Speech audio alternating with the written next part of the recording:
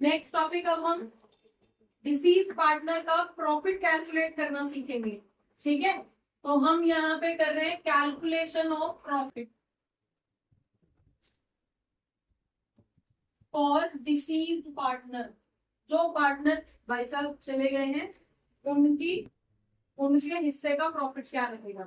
वो तो गए, अब वो कब चले गए अचानक से। अब वो ऐसा तो है नहीं कि वो वेट करेंगे कि 31 मार्च आएगी, बैलेंस शीट क्लोज होएगी तभी भगवान के पास जाएंगे, ऐसा नहीं है। राइट, वो तो कभी भी जा सकते हैं।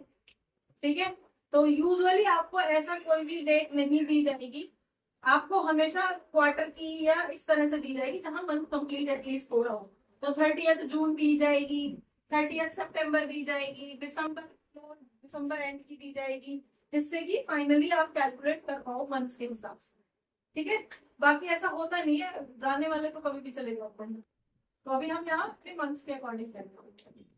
ठीक है, अब यहाँ पे जो पार्टनर चले गए हैं उनके हिस्से का प्रॉफिट किस तरह से कैलकुलेट किया जाता है, ये बहुत ही इंपॉर्टेंट क्वेश्चन है।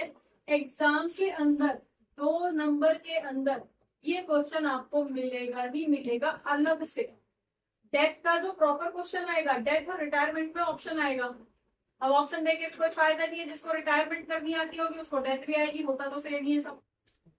ठीक है, तो यहाँ पे ऑप्शन आता है कि आप डेथ में भी कर सकते हो और उसमें भी कर सकते हो, रिटायरमेंट में भी। तो वो तो लॉन्ग क्वेश्चन के लिए, हम शॉर्ट की बात कर रहे हैं। डिसीज पार्टनर का प्रॉफिट कैलकुलेट करना अलग से 2 नंबर के अंदर आता ही आता है। पिछले सैंपल पेपर उठा के देखना। डन, तो अब हम यहाँ पे कैलकुलेट करना सीखेंगे। एक एग्जांपल ले लेते हैं आपकी बुक से ही।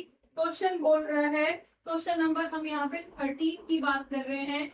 यहाँ पे राम, मनु एंड हरि 3 पार्टनर्स हैं, और यहाँ पे ये भाई साहब डेथ, इनकी डेथ हो रही है ऑन 30 जून। ठीक है, 3 महीने, 30 जून का मतलब कितने दिन रहे हैं वो इस फाइनेंशियल ईयर में? 3 महीने। अप्रैल से स्टार्ट, मई और जून, 3 महीने वो यहाँ पे रहे। राइट, आगे देख लेते हैं। 30 जून 2024 की बात कर रहे हैं, तो फाइनेंशियल ईयर कौन सा है ये बता दो जरा। 2024 से लेके 25 फाइनेंशियल ईयर है, क्योंकि ये अप्रैल 2024 से स्टार्ट हुआ है। क्लोज कब होगा? 31 मार्च 2025 को जाके क्लोज होगा। ठीक है, लेकिन ये भाई साहब पहले ही निकल गए। आगे देख लेते हैं, यहाँ पे क्वेश्चन बोल रहे हैं कि उसका जो प्रॉफिट की कैलकुलेशन होगी till the date of death was to be calculated on the basis of average of 3 financial years profit। Death से पहले के 3 साल के प्रॉफिट जो भी है, उसके एवरेज को हम इस साल का प्रॉफिट मानेंगे, क्योंकि इस साल का प्रॉफिट डिक्लेयर कब होगा? मार्च 2025 में। तो तब तक यहाँ पे हम एक स्पेसिफिक टर्म यूज करते हैं जिसको हम सस्पेंस अकाउंट बोलते हैं। जैसे अभी तक आपने क्या किया, प्रॉफिट एंड लॉस अकाउंट किया था 11th में, profit and loss appropriation account बनाना सीखा है अपने पार्टनरशिप के स्टार्टिंग में। ठीक है, तो एप्रोप्रिएशन, अगर यही प्रॉफिट नॉर्मली जा रहा होता तो एप्रोप्रिएशन से जाता, एप्रोप्रिएशन अकाउंट से जाता, लेकिन अब ये जा रहा है कहाँ पे? सस्पेंस में। ठीक है, साल अभी कंप्लीट नहीं हुआ, प्रॉफिट हमें पता नहीं है कितना होगा, लेकिन हम एक असम्पशन लेके चल रहे हैं कि पिछले 3 सालों में हमने जितना प्रॉफिट कमाया है उसी का एवरेज हम मान लेंगे। और ये सारी चीज डिसाइड थी, डिक्लेयर थी आपकी पार्टनरशिप डीड के अंदर। डीड में ये लिखा हुआ था कि इन केस कोई इंजरी या ऐसा कोई इंसिडेंस हो जाता है तो जो जाने वाला पार्टनर होगा उसको इस तरह से प्रॉफिट कैलकुलेट करके दिया जाएगा। ये पहले ही आपकी पार्टनरशिप डीड में लिखी हुई है। तो ये वही वाली कंडीशन आपको यहाँ पे दी जाएगी। कई बार आपसे बोला जाएगा कि सेल इतनी हुई है, सेल का इतने % प्रॉफिट मानेंगे हम। तो जो भी आपकी डीड के अंदर लिखा हुआ होगा उसी के अकॉर्डिंग आपको क्वेश्चन में सेंटेंस दिया जाएगा कि जाने वाले पार्टनर को कितना प्रॉफिट दे, उसकी कैलकुलेशन किस बेसिस पे करनी है। ठीक है, तो यहाँ पे पिछले 3 सालों के प्रॉफिट देख लो जरा, क्या क्या दे रखे हैं। पिछले 3 सालों के प्रॉफिट यहाँ पे 110 दे रखे हैं, कर लेते हैं। 110 है आपका। देन आपके पास दूसरा प्रॉफिट है दूसरे साल का 120। और तीसरे साल का आपका प्रॉफिट है 130।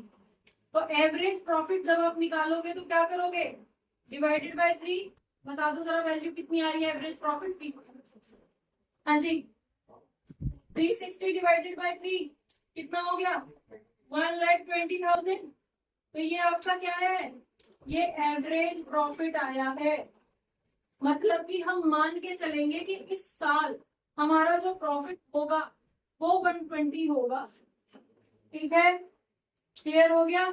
अब ये जरूरी नहीं है कि एंड में 120 आएगा, ज्यादा भी हो सकता है, लॉस भी हो सकता है, कुछ भी हो सकता है, लेकिन हम ये अज्यूम करके चल रहे हैं जो भी क्वेश्चन के अंदर सेंटेंस दिया है उसके बेसिस पर। इनकी पेमेंट करने के लिए, इन भाई साहब की पेमेंट करने के लिए ये अजम्पशन लेके चल रहे हैं। और ये अजम्पशन अपने आप से नहीं मानोगे, क्वेश्चन के अंदर जो दी जाएगी उसके बेस पे, राइट। अब अगर ये प्रॉफिट इस साल का होता है तो इसमें शेयरिंग तो तीनों भाइयों की होगी, 3 पार्टनर थे तो शेयरिंग तो तीनों की होगी। तो पहले तो जो जा रहा है उसके हिस्से का प्रॉफिट निकालो। क्या है, कोई बीएसआर इनका कुछ दे रखा है, कितना बीएसआर दे रखा है, कोई बीएसआर नहीं दे रखा है। कैलकुलेट करना है उसका प्रॉफिट टिल द डेट है। ये तो दूसरा क्वेश्चन, मैं तो सोच रही थी इसमें कुछ करने को आएगा। चलिए, तो अगर ये तीनों यहाँ पे कोई बीएसआर नहीं दे रखा तो बीएसआर क्या मानोगे, इक्वल, बीएसआर इक्वल होगा। इसका मतलब है तीनों का अगर इक्वल बीएसआर रहेगा तो ये 120 तीन हिस्सों में बटेगा। इसका मतलब 40 एक के हिस्से में आएंगे, 40 दूसरे के हिस्से में आएंगे और 40 ही डिसीज्ड पार्टनर के हिस्से में आएंगे, क्योंकि एक ज्यादा है। फाइन। और ये प्रॉफिट किसका है, अब समझ लेना, ये प्रॉफिट है फर्म का, फर्म का टोटल प्रॉफिट है। उस टोटल प्रॉफिट में सारे पार्टनर की शेयरिंग है, जिसका जो रेशो है, ये अलग भी हो सकता था, जो भी रेशो है वो पहले उसका निकालोगे। और ये प्रॉफिट कितने टाइम का है, ये ईयर का प्रॉफिट आया है कि एक साल में इसके हिस्से में 40,000 आने हैं। इसका मीनिंग ये है इस कैलकुलेशन के हिसाब से। ठीक है, तो ये तो प्रॉफिट जब हम कैलकुलेट कर रहे हैं तो प्रॉफिट हमेशा सिर्फ उतने ही मंथ्स का दिया जाता है जितने मंथ्स वो फॉर्म के अंदर था। वो कितने मंथ्स के लिए था फॉर्म में, 3 महीने के लिए था, तो पूरे साल नहीं दिया जाएगा, राइट। तो फिर होगा क्या, उसकी 3 मंथ्स की प्रॉफिट कैलकुलेट किया जाएगा। 3 मंथ्स का प्रॉफिट यहाँ पे कैलकुलेशन होगी। तो 3 मंथ्स प्रॉफिट ऑफ हरी कितना रहेगा, हरी का एक साल का प्रॉफिट बनता है इतना, 3 महीने में 3/12। ठीक है, डिवाइड कर दो जरा, 4 और 4 से ये कट जाएगा, पता चला उसके हिस्से में 10,000 का प्रॉफिट आएगा। क्लियर है, तो इस तरह से करके आप कैलकुलेट करके निकालोगे। डन। ठीक है, तो जब भी प्रॉफिट आपको कैलकुलेट करना है, आपको जो भी वैल्यू, जो भी इमेजिनेशन करने के लिए बोला जाए, जो भी अजम्पशन दे रखी हो उसके बेस पे पहले आप फॉर्म का साल का प्रॉफिट निकालोगे, राइट। उसके बेस पे तीनों जो पार्टनर जा रहा है उसके हिस्से में कितना प्रॉफिट आना चाहिए एक साल में, वो निकालोगे। और फिर उस प्रॉफिट को मंथ्स में डिवाइड करोगे कि जितने मंथ्स वो यहाँ पे था उतने मंथ्स में उसके हिस्से में कितना प्रॉफिट आना चाहिए। फाइन, तो ये आपका आंसर रहेगा। और अब आप मुझे बता दो जरा इसकी जर्नल एंट्री हम किस तरह से करेंगे। तो जर्नलाइज कैसे करेंगे इस क्वेश्चन, इस स्टेटमेंट को कि उसको 10,000 का प्रॉफिट मिल रहा है। एंट्री बताओ जरा, जर्नल एंट्री हम कौन सा अकाउंट यूज कर रहे हैं, सस्पेंस अकाउंट, राइट। तो सस्पेंस अकाउंट डेबिट टू, इसको तो जा रहा है ना, किसी पार्टनर को तो दिया जा रहा है प्रॉफिट, कौन है ये, अब ये खुद तो लेगा नहीं, ठीक है। तो इसका खुद का नाम हम यहाँ पे कौन है, हरी है, टू हरीज कैपिटल अकाउंट कर सकते हैं कि हरी के कैपिटल अकाउंट में ट्रांसफर कर देते हैं। फिर फाइनल जो इकट्ठा होगा वो एग्जीक्यूटर के नाम से चला जाएगा। ठीक है, पीसीए में जो फाइनल क्लोजिंग के टाइम पे आएगा, क्लोजिंग कैपिटल निकालते टाइम, वो वहां पे हम एग्जीक्यूटर नाम चालू होगा। तो यहाँ पे क्या आ जाएगा, टू हरीज कैपिटल अकाउंट, कितना 10,000। ठीक है, ये सस्पेंस वर्ड यहाँ पे यूज किया जाएगा, profit and loss suspense account, right. अब यहाँ पे कई बार वो रहता है कि ये तो पार्टनर तो गया, अब इसका कोई कैपिटल अकाउंट तो कंटिन्यू होना नहीं है, अब नहीं तो बेटा बनेगा ही, ठीक है, पीसीए तक तो बनना है, तो वो तो उसके कैपिटल अकाउंट के नाम से ही बॉडी होगी। लास्ट में जब क्लोजिंग वैल्यू आएगी तब उसको एग्जीक्यूटिव को दिया जाएगा कि फाइनली इतना हिसाब होता है भाई। और कई बार हम इसको डायरेक्टली एग्जीक्यूटर अकाउंट के नाम से भी लिख देते हैं, हरीज एक्टिव एग्जीक्यूटर अकाउंट। समझ में आ गया? ठीक है, तो दोनों ही केस में मेन पॉइंट इज कि यहाँ पे सस्पेंस वर्ड यूज होगा। ठीक है, क्लियर? और ये सस्पेंस वर्ड क्यों यूज हुआ? क्योंकि अभी ये प्रॉफिट अनसर्टेन है, ये जो हमने 1,20,000 प्रॉफिट होगा ये अनसर्टेन होगा, ये फ्यूचर की वैल्यू हमने निकाली, इसलिए सस्पेंस वर्ड यूज किया। क्लियर हो गया? डन। तो ये तो कब था? जब आपको पूरे साल की कैलकुलेशन दे रखी है। कुछ क्वेश्चंस आपको ऐसे भी मिलेंगे जब आपसे बोला जाएगा कि जब डेथ हुई है पार्टनर की 30 जून को हुई है, तो 30 जून तक पिछले साल आपको एग्जाम्पल ले लेते हैं, लास्ट ईयर जो है, इस तरह का सेंटेंस आपको मिलेगा कि लास्ट ईयर बाय 30 जून, 30 जून जो है सेल जो है वो आपकी सेल हुई थी 10 लाख रुपए को। ठीक है, 30 जून तक, इसी डेट तक उसको कितनी हुई थी सेल? 10 लाख रुपए की सेल हुई थी, और प्रॉफिट हुआ था, यहां से प्रॉफिट हुआ था या तो सीधे बोल दिया जाएगा 10%, 5% या वैल्यू दे दी जाएगी। हम मान के चल रहे हैं 1 लाख रुपए का प्रॉफिट हुआ था। ठीक है, तो यहां से आपको आइडिया लग जाएगा कितने परसेंट का प्रॉफिट हुआ। परसेंट प्रॉफिट कितना आएगा? 1 lakh divided by 10 lakh into 100, 10% नजर आ रहा है? नजर आ रहा है? तो पिछले साल जून तक 10 लाख रुपए की सेल हुई थी, जिसमें से 1 लाख प्रॉफिट हुआ था, तो 10% का प्रॉफिट था, राइट? तो इस साल जो दिस ईयर करंट ईयर में जो जून तक जो सेल हुई है, दैट इज हम ये मान के चलते हैं कि आपकी 50 लाख की हुई है, मान लेते हैं इस साल 50 लाख की सेल हुई है, तो यहां से इस साल का प्रॉफिट निकल जाएगा। आपको ये सेंटेंस दिया गया कि प्रॉफिट पिछले साल की सेल के बेस पे अज्यूम करना है, तो पिछले साल कितना हुआ था? 10%, तो इस साल कितना हो जाएगा? इस साल आपका 5 लाख का प्रॉफिट हो जाएगा। डन? क्लियर?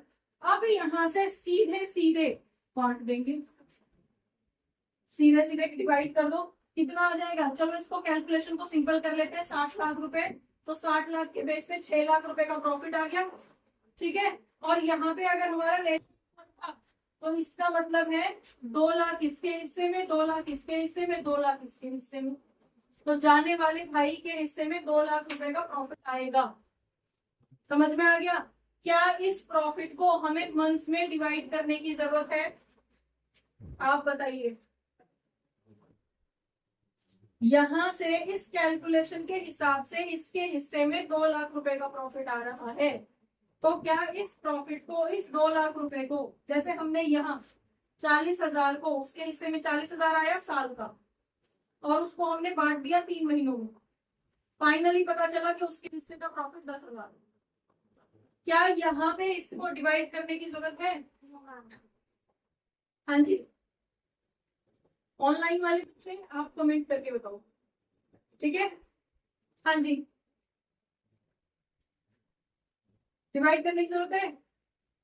क्या डिटेल दे रखी है?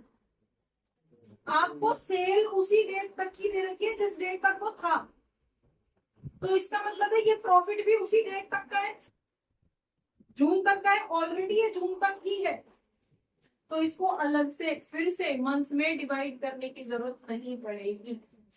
क्लियर हो गया? तो इस तरह के अलग अलग लैंग्वेज में आपको 2 तरह से क्वेश्चन दिए जाएंगे। आपको आइडेंटिफाई करना है कि कब उसे मंथ्स में कन्वर्ट करना है और कब उसे मंथ्स में कन्वर्ट नहीं करना। तो जब आपको प्रॉफिट की हिंट उसी डेट तक की दे रखी है जिस डेट में वो डिसीज हो रहा है या डेथ हो रही है, तो आपको उस प्रॉफिट को, उसमें से सिर्फ उसका हिस्सा निकालना है, मंथ्स में डिवाइड नहीं करना। लेकिन अगर आपको पिछले साल का प्रॉफिट, तो मतलब साल का दे दिया, तो साल में से पहले उसका हिस्सा निकालोगे और फिर उसको मंथ्स में डिवाइड करोगे। क्लियर हो गया दोनों केसेस? चलो नोट करो। बच्चों होपफुली बहुत सारे डाउट्स इस क्लास से रिलेटेड, इस टॉपिक से रिलेटेड आपके क्लियर हुए होंगे इस क्लास को देखने के बाद में। अगर रियली आपके कुछ डाउट्स, आपको ये क्लास अच्छी लगी है तो आप इसको लाइक करिए, सब्सक्राइब करिए और अपने फ्रेंड्स के साथ शेयर करिए।